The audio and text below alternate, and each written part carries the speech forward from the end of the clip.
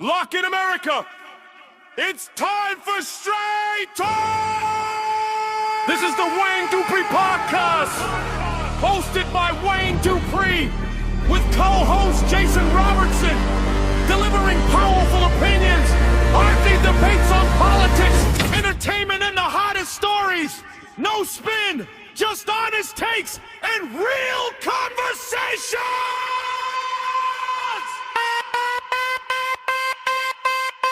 The Wayne Dupree Podcast is lit!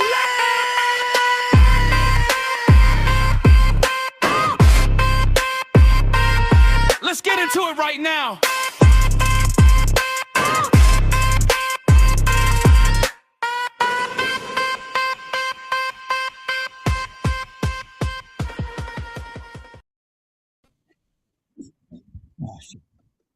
All right, ladies and gentlemen, welcome to the show. It is Monday, June 15, 2026. Happy to be here with you here on the Dupree Report.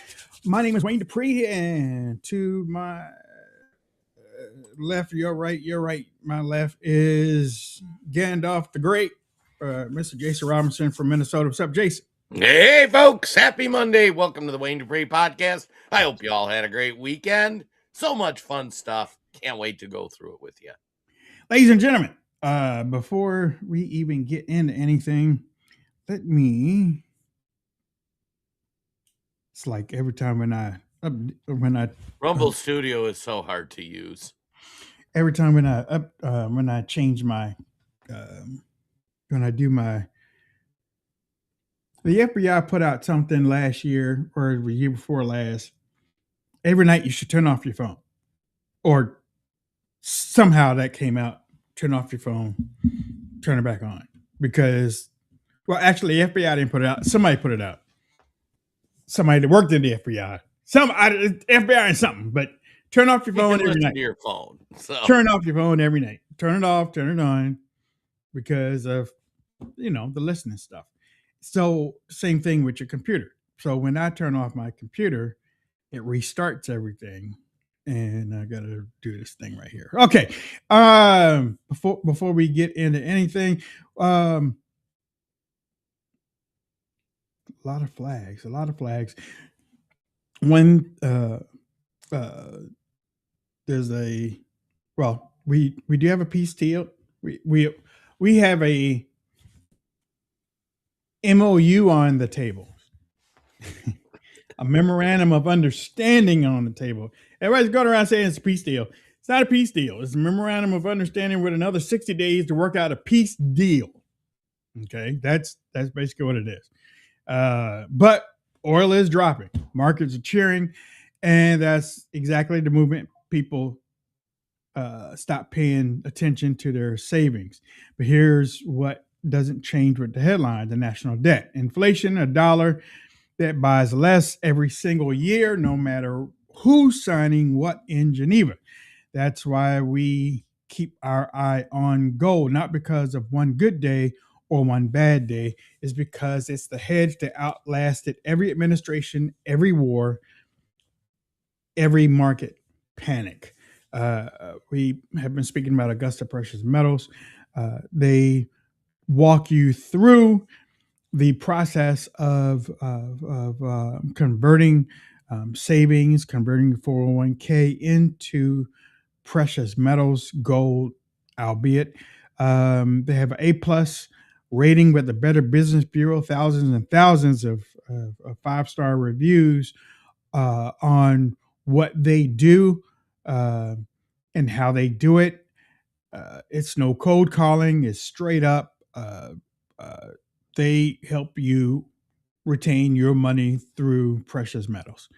You can go to waynesgold.com, WAYNESGOLD.com, waynesgold.com, or you can text Wayne to 35052. You will get information. That's it. They're not going to call you just because you text them. They're going to give you information. You look it over. If it's something that's pleasing to you, something that you're interested in, and it intrigues you, use that information. Go ahead and give them a call, and they'll walk you through the process. From what I have been told, 3 easy steps. 3 easy steps, and you're on your way. So, again, waynesgold.com or text Wayne to 35052. Okay, now we're going to start with how's your weekend, Jason? Oh my gosh, it was fantastic, Wayne. Weather's beautiful. We're down to the 70s in Minnesota. Here we are, Open the too. windows, air out the house. Excellent time with the grandbaby, lunch with friends. And you were barbecuing. Like, how great was that? Wayne keeps sending me barbecue barrel. pictures. I'm like, what? Yeah, on the pit barrel. It's been almost 3 years since I've been on the pit barrel.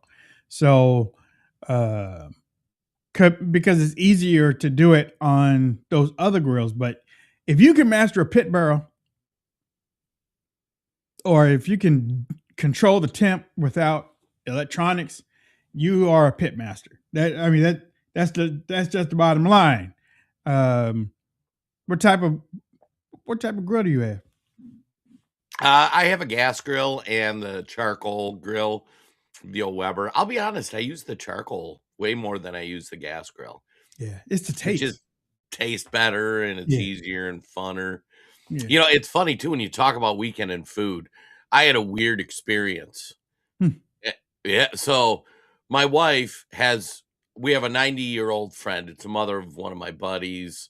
She lives in the old folks home near us now. We hang out every couple weeks. So Jen took her to get her nails done. And after she took her as a thank you, she's like, well, I'm going to take you and Jason out for dinner. I'm like, okay. And we went to Baker Square. And I haven't been to a Baker Square for years, other than to like stop and pick up a pie. Hadn't eaten in the restaurant. And after COVID, I don't know about you guys, but like every restaurant sucks. Horribly expensive, just isn't good. We went to Baker Square. It was reasonably priced and the food was really good. And I'm like, this is incredible. Like I usually just go eat at local places. That place I always send you pictures of the prime rib. Steak, yeah, It's always good and it's affordable and the people are nice. And I'm like, who knew Baker Square was a decent place to eat? Maybe it's just ours. Maybe it's not all of them. But yeah, I will say Baker Square, breakfast all day and reasonably priced and good. Well, as Jason said, I got on the pit barrel yesterday. I was like, okay, here we go. We're gonna do it.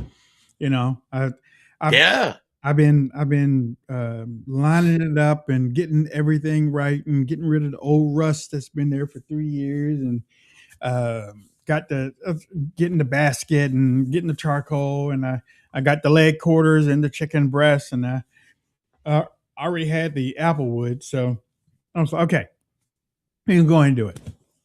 I didn't know cooking on that pit barrel was so fast.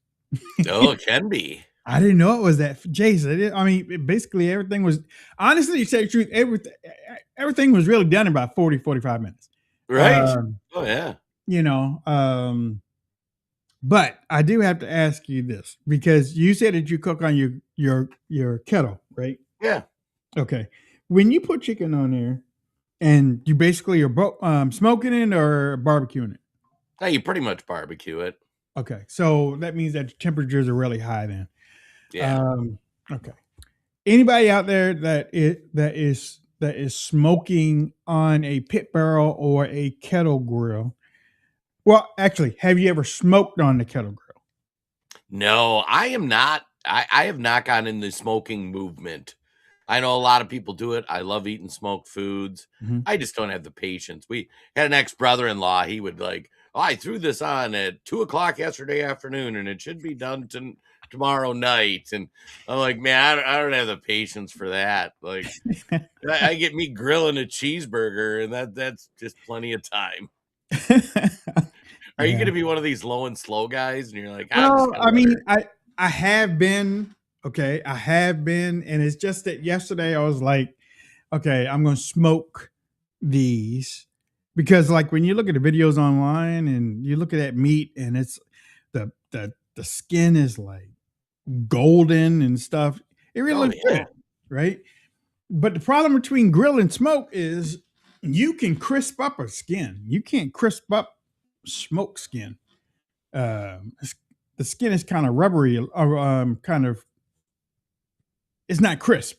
Now, the meat is moist, right? But the skin is not as crisp.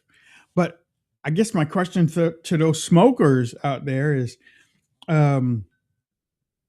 like, I've been baking chicken for a long time. Usually when you bake chicken, the chicken is good.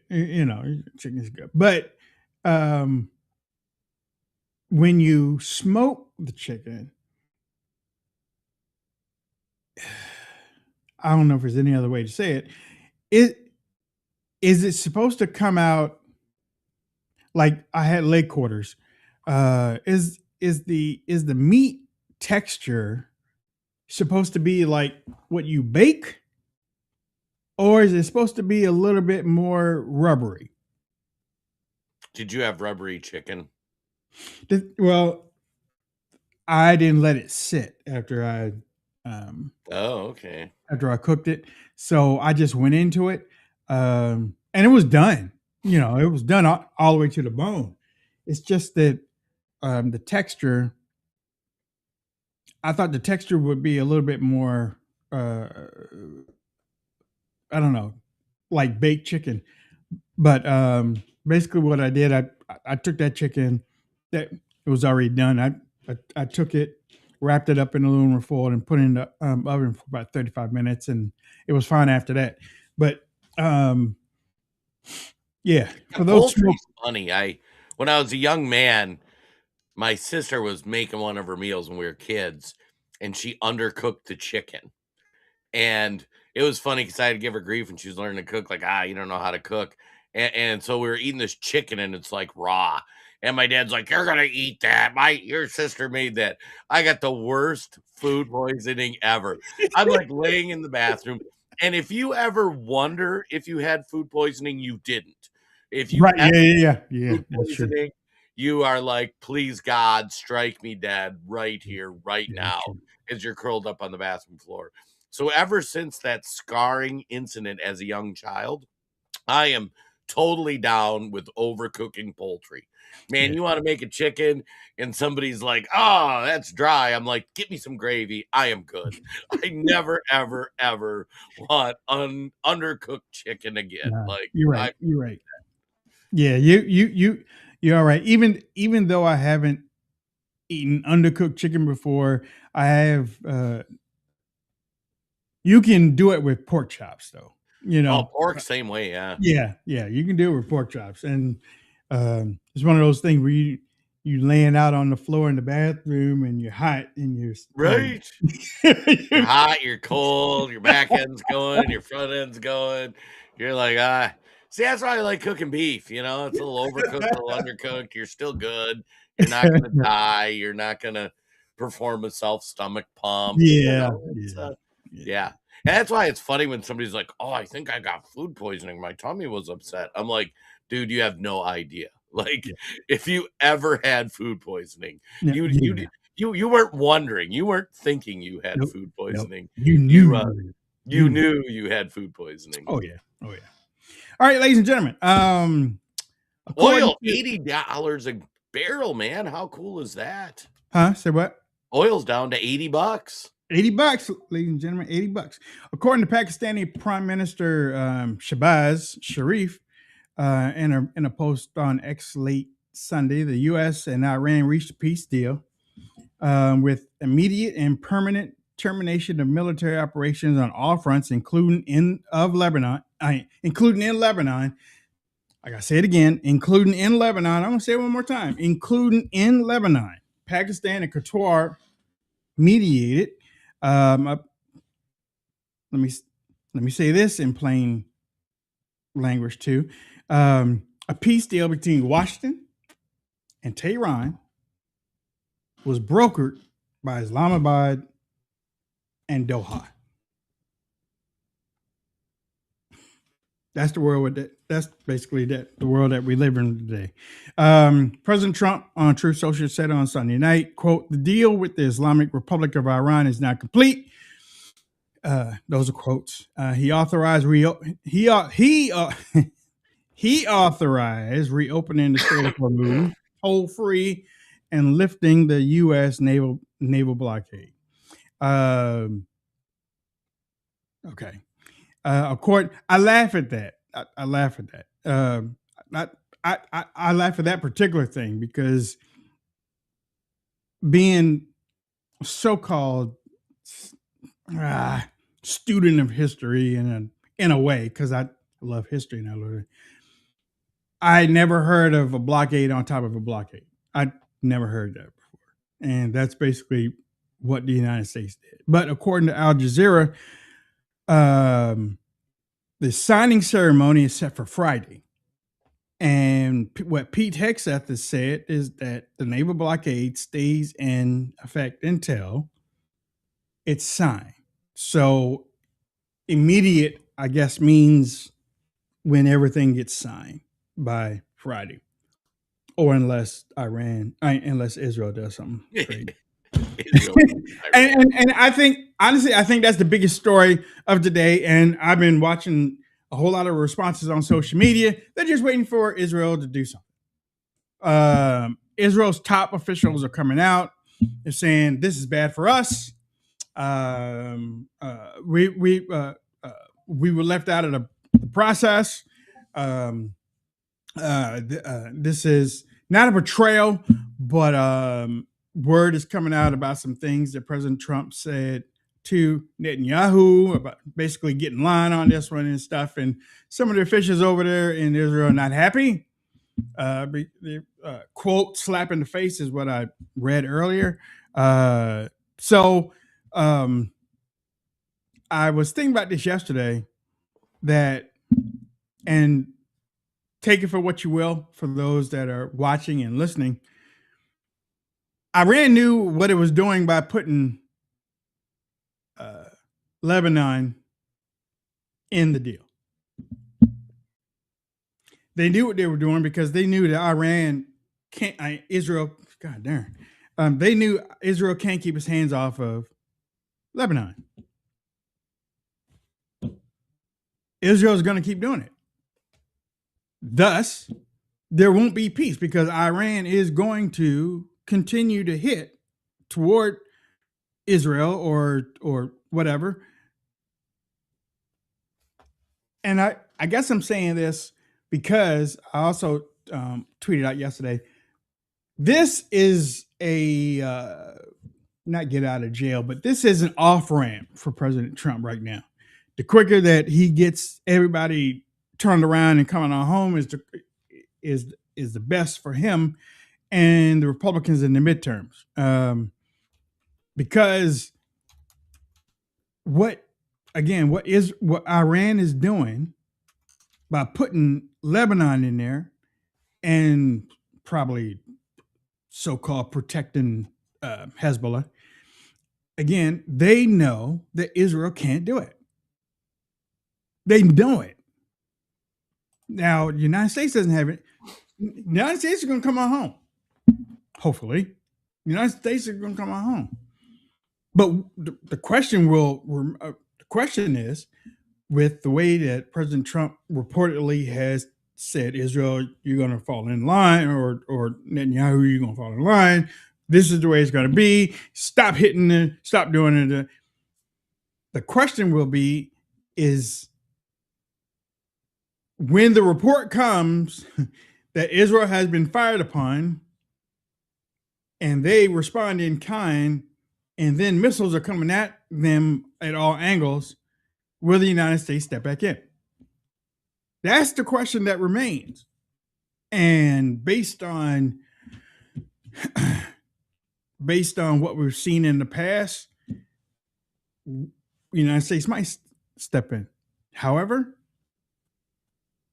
President Trump could surprise everybody and say, look, y'all called the dogs, y'all take care of them. Yep.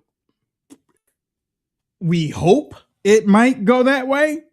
Mark Levin is mad now. If Mark Levin's mad, we're happy. Mark Levin is mad. I think maybe I don't think it hits a lot because I don't follow. I don't see Laura Loomer's stuff. But is Laura Loomer mad too? I don't know.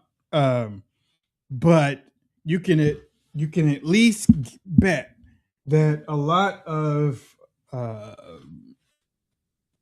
pro-Israel influencers that are out there right now are going to start ramping up if after Friday, and especially if Israel is attacked. You can see we should have taken out Iran. You should have. Well, if y'all want to take out Iran, suit up. Yep. Suit up. Get off the keyboard. Put all the China food boxes in the trash can. Throw all the pizza boxes in the garage and suit up. Okay, I mean, you need to. That's what you really need to do instead of talking up, writing all these writing all these checks that your butts can't cash, because that's basically what y'all are doing. Y'all are pumping Trump, greatest president, and y'all need to get behind President Trump and take care of Iran and kick Iran's tail, and we're gonna do it, and we're gonna take care of our IRGC, and yeah, we behind it. And once President Trump said, "Oh, we got a peace deal," what are you talking about? President Trump wants to get out. Oh. But before I throw it over to Jason, I got 3 words for all those pro-Israel influencers that want to keep on fighting. Trust the plan. Jason. Trust the goddamn plan. Trust the plan. All right, so thought 1. Just do a thought experiment with the audience. When was the last time you saw a single person on the left, a Democrat politician, say Slava Ukraine, post about Ukraine, do anything about Ukraine?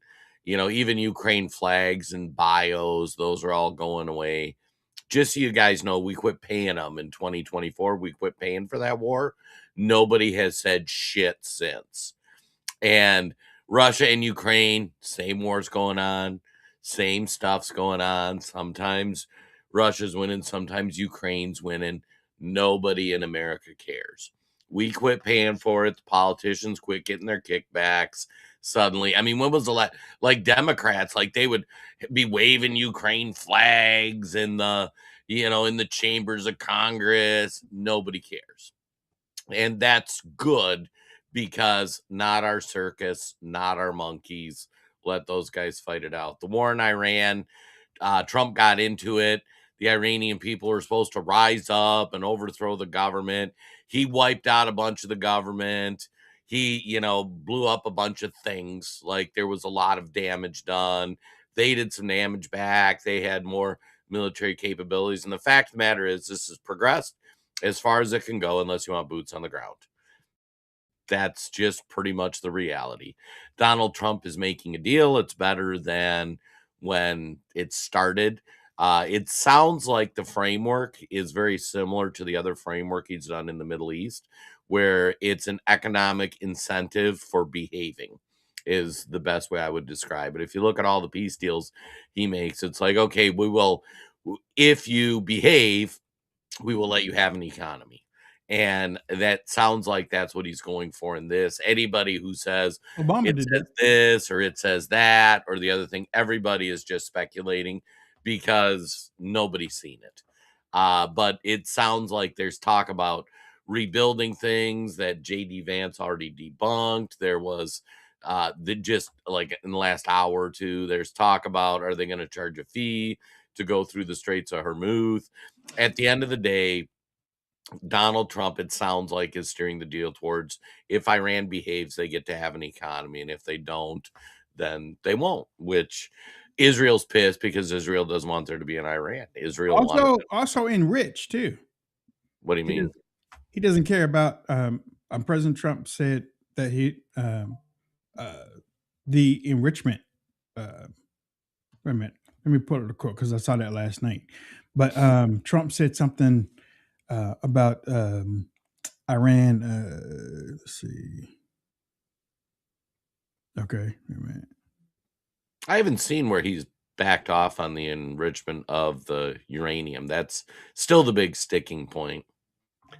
Iran's trying to act like it's like, oh, we're just using this for nuclear power when everybody knows there's more to it than that. So, but I think at the end of the day, what we'll find is that if a deal gets done, it's going to be some version of Iran has to behave like a normal country and quit being an idiot, and then the world, the Middle East partners will let them start to develop an economy. Their economy is pretty shit right now.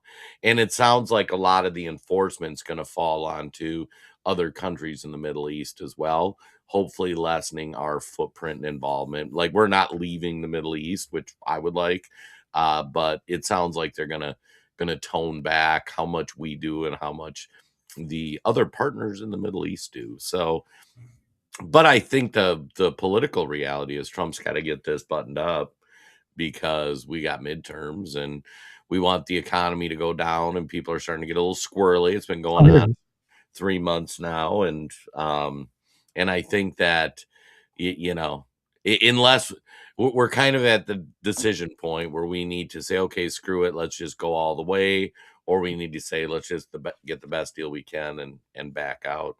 But like the Iranian people, a lot of the folks from the displaced government are like, oh, they're going to rise up. That didn't happen quite as much as people thought. So, yeah. And we should all know that wasn't going to happen in the first place.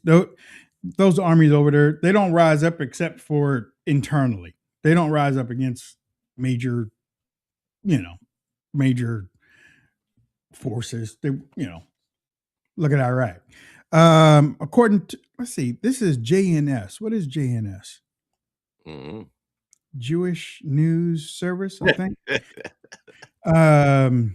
When asked whether the limit, and this was yesterday, by the way, when asked whether the limit would match the 3.67 cap set under the 215 deal, this is for enrichment, Trump said the memorandum would ensure that Iran can only enrich for non-military purposes forever, unquote. That was a quote, can only enrich for non-military purposes forever, unquote. So he said they were still negotiating whether Iran suspends enrichment for 20 years, hinted he might settle at 15, but Iran would be forever limited to enriching at low levels that could never be used by the military. And it sounds like he's ramped up the inspections too, they're talking about, because Iran really hasn't been very compliant with that. And it's Iran. We know it's good. Now, you said they haven't, but the check-in people, when they went in, said that they had before Israel and the United States started going after them. They said that they hadn't seen anything, and I guess that's where the Tulsi Gabbard, Joe Kent. I was talking about this to somebody last night. It's like basically there's a new intelligence branch in the Trump administration right now, because Gabbard's gone, the woman under her is gone, Joe Kent left, and basically all of them said that Iran wasn't doing, didn't have anything, but he did say that he added the U.S. will eventually join Iran in downblending the uranium it currently holds, but he gave no timeline, and said that the deal grants the U.S. strong policing powers to verify compliance. So, I mean, honestly, this sounds like stuff that has been done before. It certainly sounds like stuff that has been done before with Iran in the past. Now, I did look to see, I don't know too much about the Obama deal. All I knew at the time, because I was pissed off that the Obama administration had sent over, I think it was, and I had to get the numbers right, $1.7 billion on pallets. It happened over three deliveries, cash on a pallet, cash, straight cash, homie. But anything over that, if they are getting Well, and it's not like we didn't know, because Iran has been talking about this ever since they got back to talking. But Iran was like, we want money to rebuild what has been destroyed. They've been talking about that forever. Now, if they get that, is that a win for them? Probably, you know, because if Israel is saying, y'all got this, y'all got that, we're going to destroy that, we're going to destroy that, we're going to make sure that y'all can never do it again and stuff. And yes, the United States is going to jump in and do the same thing. I think that JR and I have sort of said in the past about how the United States, I don't know, I'm going to put words in his mouth, so I'll say the United States has been dumb about paying to rebuild stuff that they have destroyed. Yes. Okay. I mean, that's just the bottom line. I think I said it as cleanly as I could. They, Germany, Korea, I might have been Vietnam, Korea, Japan, and not only that, they give money to these countries for years afterwards, which is stupid, and you can go back again in history. You can go way back that we have destroyed based on the what did FDR call Japan, the Japanese Empire, or the Empire of Japan, right? He called it an Empire of Japan, but Japan basically we've been paying Japan billions of dollars, and as a matter of fact, Japan owns part of the United States. And it's like, if you check out some of the international news, you are going to look to see that Iran says, okay, guess what? We want billions and billions of dollars to finish up and clean up this stuff. And ladies and gentlemen, if they get money, to rebuild Iran, what do you think they're going to do with that money? They ain't going to rebuild Iran. I tell you that right now. Jason, I think you give me over $100 billion. No, you give me $2 billion. You give me $2 billion. I'm not rebuilding nothing. I'm going to buy some drones, and I'm going to put it toward the military. Wouldn't you? Well, right. Well, and it's funny too. There was a time in the world where if you went to war and you destroyed something, you would, that was it. Yep. And you would conquer them. You would steal their treasure. You would set up, you would make them part of your empire, all those things. That was the point of going to war. At some point that changed.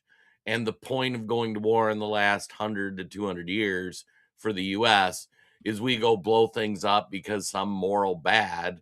And then we change, and then we somehow give them money to rebuild and whatnot. And it's proven to be a failed policy. I've been long a fan of, if you're going to go blow something up, then take it over. I mean, that's how wars worked for all of humankind. Genghis Khan didn't go destroy things and then say, okay, guys, all right, we killed those guys. Now let me go ahead and take this over. So yeah, I think that I think it will be interesting to see. And also, we've become like the world's police force, and it's funny, like for doing that, most empires then are getting money in for doing this, like being the world's police officer. Rome didn't make sure the ships could travel freely and then pay the people that we're doing. It's like, no.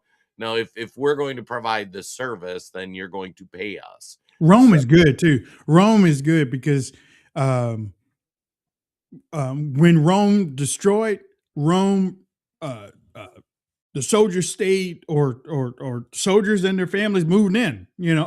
They just like Jason said, they took over. Right. Genghis Khan destroyed so much, and his people did so much of the sexual activities that they changed the whole landscape. There's a startling number of Genghis Khans distant relatives around the world. I'll just leave it at that. I mean, if you're related to Genghis Khan, I don't know. I mean, especially over there, right? Yeah, a whole lot of incest going on. But with this Ben, I don't even know his name, but I do know about him because a couple of months ago, I don't know whether it was journalists or some people. He looked like a pirate. If you saw the video, him and some of his Israeli soldiers and whatnot got aboard a boat, took over the boat, and had cameras on there, and he basically made everybody get on their knees, and he was yelling at them and stuff. I was like, damn, if you don't look like Blackbeard. But Netanyahu did come out, and Ben-Gvir, I guess the name was, he is the who is he? National Security Minister. And actually, Jason, I think there are some people over there that are posturing for that prime ministership. That's what I think. That's what I think. And I think that this guy is it, because this guy's war drum straight up. This guy's war drums all the way. I mean, it doesn't look like there's any daylight between him and the devil himself. So, there's a new movie coming out about Eisenhower and D-Day. Who's the guy that played in The Mummy? Brandon Fraser? Yeah. Is he going to be Eisenhower? He's Eisenhower. Yeah. Oh, funny. Did you know that, what's that movie Tom Hanks was in?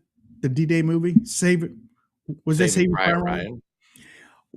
It was a rainy day, wasn't it? D-Day was really a rainy day. Yeah. They were trying not to do that land thing on the day that it rained. From what I could get. And Eisenhower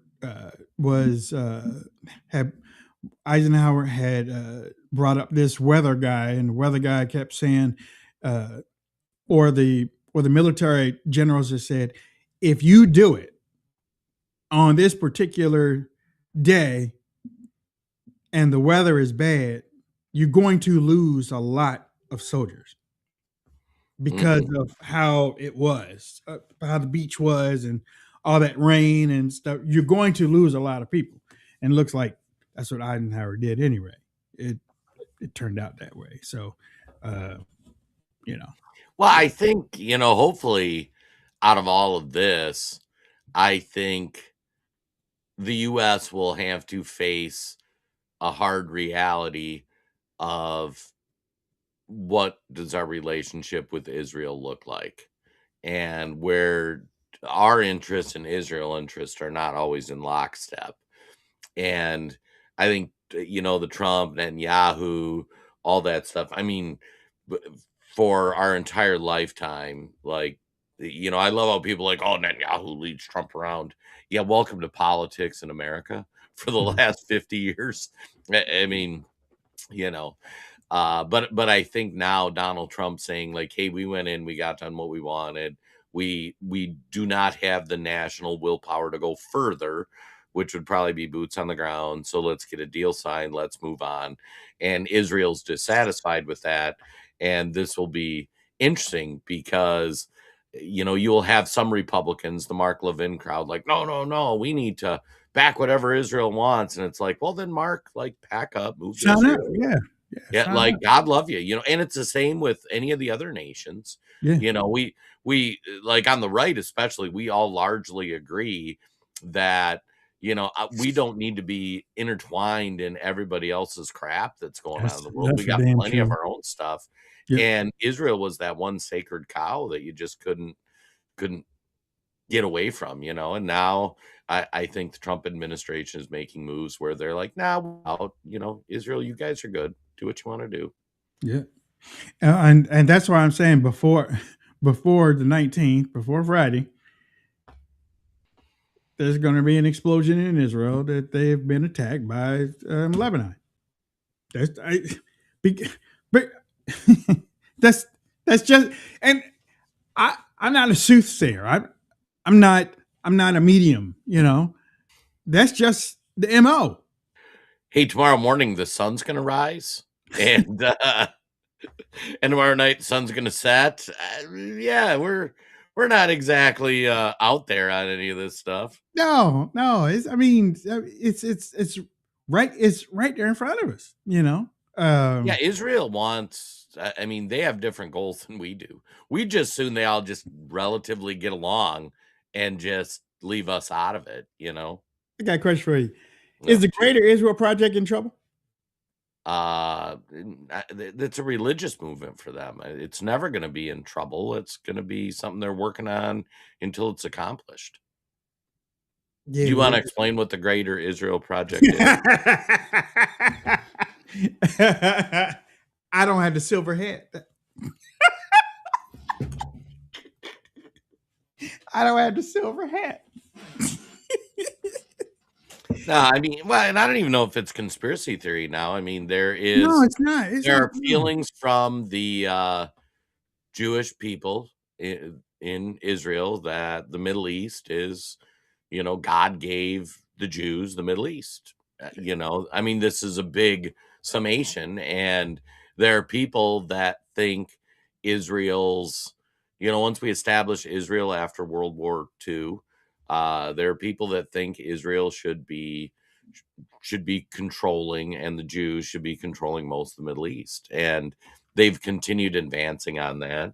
And on the other side, where you have the Muslims who are over there, the Muslims don't want to give up the land. I mean, they've been fighting over this for thousands of years. And I don't think suddenly in the year 2026 that's going to stop. And I think Trump said it great last week, where I don't know if you saw the clip, but they asked him about it, and he's like, yeah, peace in the Middle East looks like they're just killing each other less, not that they're not killing each other. Yeah. And I'm like, that's pretty much the same. And anybody and then we just have to decide, do we want to be involved in this or not?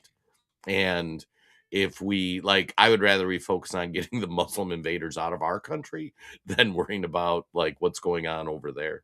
Yeah.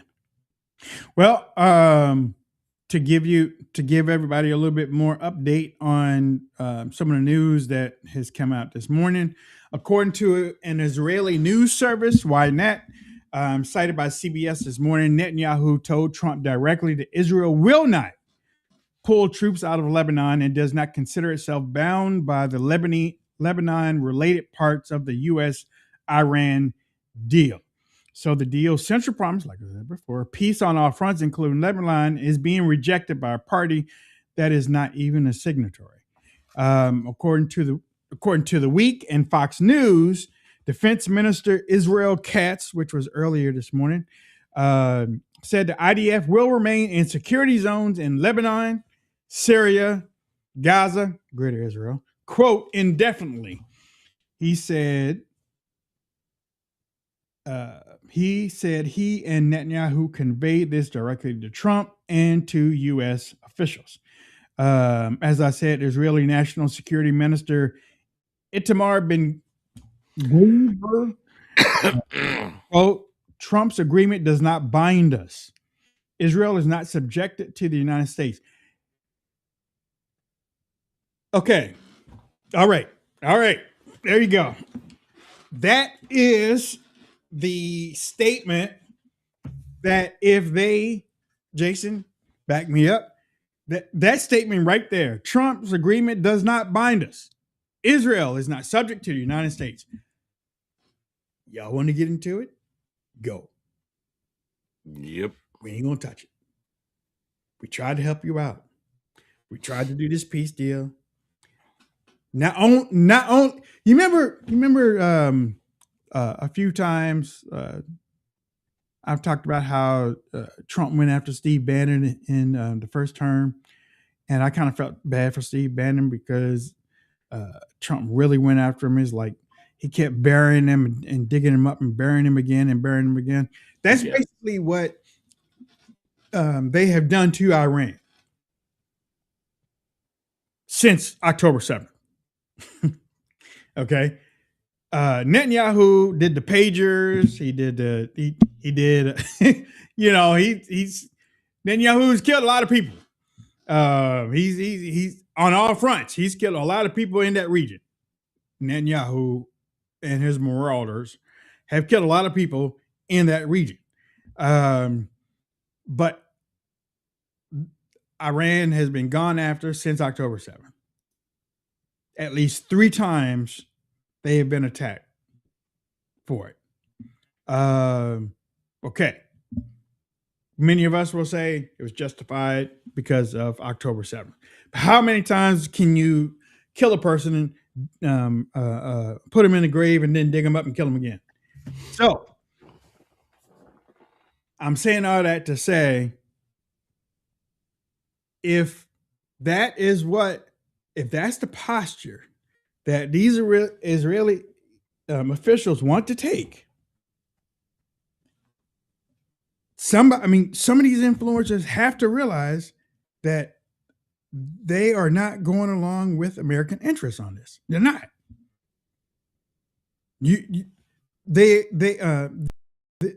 These leaders are using America as a shield.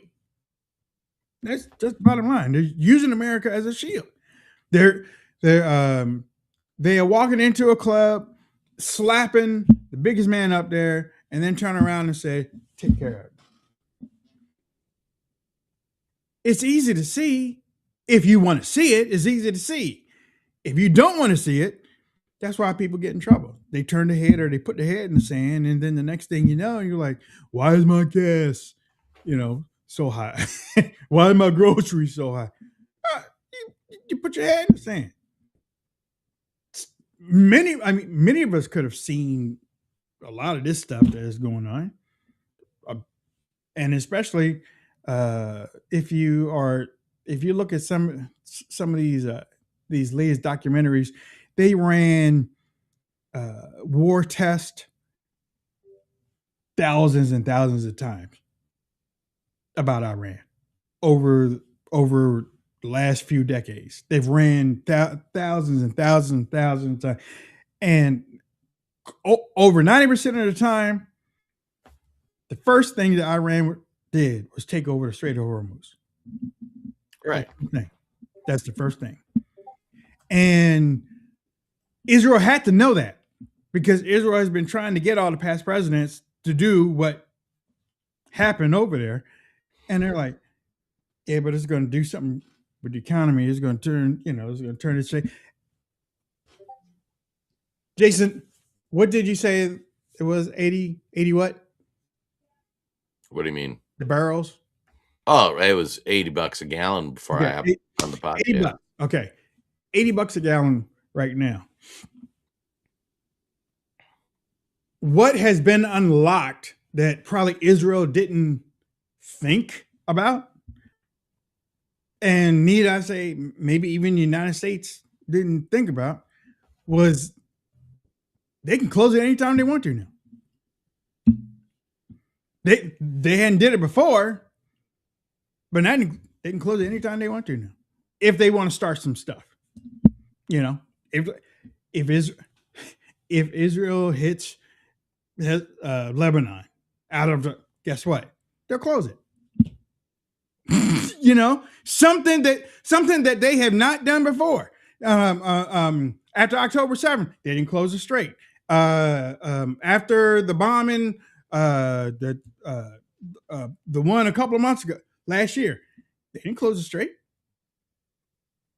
Now they've gotten away with it. Not only did they get away with it, they were charging fees. Now it's in their back pocket. That's crazy. That's nuts. The spoils of war. That's what you were talking about earlier. The spoils of war. You know. Yeah, the winner gets all the gold. Gets like all that's how it's supposed to work. Gets all the gold. Jason, go. Well, yeah, I think I don't know how much. We'll have to see what shakes down on this between now and Friday and then the next 60 days. But I think the one thing we can all kind of agree on is that Donald Trump appears to say we've gone as far as we can in this. And whether or not he accomplished what he wanted to or didn't want to, I think Donald Trump's appetite to continue this is exhausted. Yeah. Provided Iran gives him a reasonable deal. And if Iran gives him a reasonable deal, which it sounds like the framework being discussed is fairly reasonable, then we walk away. Israel's going to be pissed, and all the people that are pro-Israel are going to be pissed. And you're going to see Mark Levin and Ben Shapiro and all the usual Oh yeah, Benny. like going, oh no, this horrible deal Trump got, but they want what Israel wants, which is they want to march into Iran and take them out. And whether anybody, if as the audience thinks about this, how I think about this is just, do I want what Israel wants? If so, then it's very much like Ukraine. We hit the point with the Ukraine war where it's like, we got to quit paying for this. So we either go jump in, let's send troops, or let's get out, and if the nation's feeling is like, no, we got to go jump into this, well, then, yeah, let's do that. But if not, like, there's not much further we're going to go, You speak about, what did you say just a while ago? God darn, it was right on the edge of my tongue. Well, and like talking about the gas prices and all that stuff too. I mean, Trump's not dumb. He knows the biggest driver of voting turnout, he has 2.5 years to get things done. Nothing's much is getting done in Congress between now and the end of this term. For the most part, anything that's done, because everybody's going to be gearing up for midterms. The politicians are campaigning, the primaries are happening, and Donald Trump's like, I mean, selfishly, he wants to get more things done as president, I think, and he's going to want to, like, we got to get the Iran thing done. We got to get gas down. We got to bring prices down. We got to get the economy rolling so that we can win in the midterms, so that he can get more of his agenda put in place. And we've covered it on here. Most of the accomplishments Donald Trump has done, while they've been huge, and I've been a big fan of it, Congress hasn't codified any of it. So it's like Joe Biden's first day in office, he signed, 200 executive orders or something ridiculous. And with the swipe of a pen, he undid much of what Trump did in term one.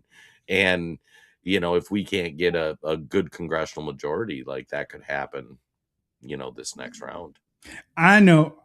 Oh yeah. Republican thing too.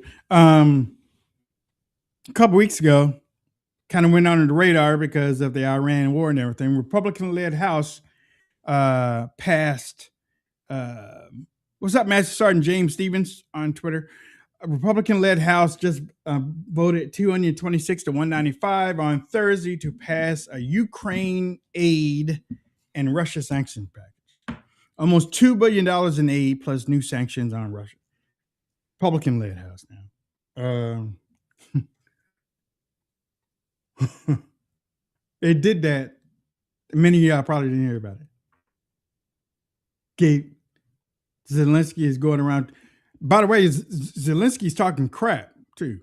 He is. Yeah, he's getting kind of feisty. They're talking about letting Ukraine in the European Union. Yep. He's talking crap.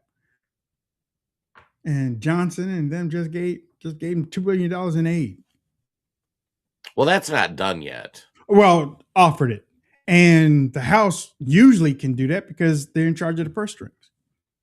But I'm pretty sure that's got to pass the Senate and the president's got to sign it too. So we'll see how that shakes down. I mean, it's been interesting too. Did you see that they said U.S. Patriot missiles struck Kiev? Yeah, Jason. Go figure. Yeah, Jason. Go Yeah, this whole thing's weird. Yeah, Jason. Oh man. All right. So we hope that we get you all updated on everything. Again, look out for two things. President Trump is in Geneva. And I know everybody's crafting it as a peace deal. The peace deal